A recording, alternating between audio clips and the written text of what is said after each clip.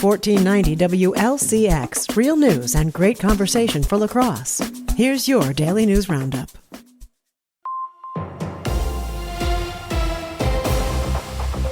With Civic Media News, I'm Terry Miller. A new trade agreement between the U.S. and China could bring relief to Wisconsin farmers who rely heavily on exports. Under the deal, China is expected to purchase large amounts of American agricultural products over the next few years. Soybean growers say they've been selling about half as much to China due to past tariffs, and any increase would be a big help. Ginseng producers say most of their crop still goes to China, but they're also exploring new markets. Some details of the deal, including how much each product benefits, are still unclear.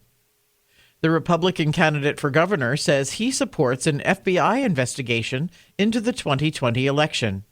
Speaking at an event Monday, Congressman Tom Tiffany said the probe should continue to determine if there were any problems, and if so, charges should be filed.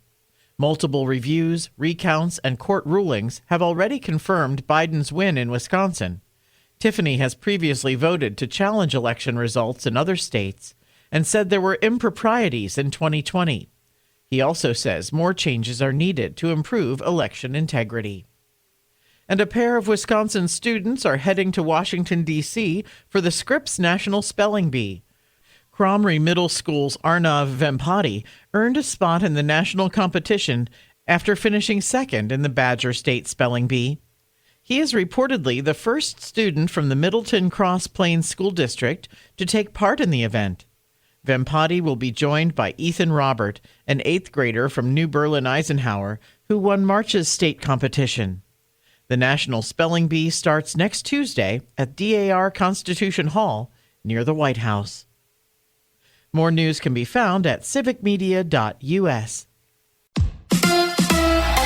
A chance for a sweep. Hi, I'm Mike Clemens with sports. Baseball tonight at Wrigley Field, Game 3 of the Brewers and Cubs. The Crew won again last night, 5-2. Jake Bauers with 2 hits and an RBI. Garrett Mitchell driving in a run. Bryce Terang, a 2-run homer in the 8th. And the Brewers starting pitcher, Jake Mizorowski, striking out 8 batters and said he was inspired by his teammates. I saw the guys on the other side doing their job, so it was one of those things that I got to figure out my stuff and do my job on my side. So the Brewers are now in first place, a half game ahead of Chicago, while the Cubs have now lost 4 in a row. What's their level of concern? Well, we got 115 to go, and so they beat us the first 2 games. They beat us for sure, flat out. We got to come out and try to salvage a game. That's Cubs manager Craig Counsell with sports.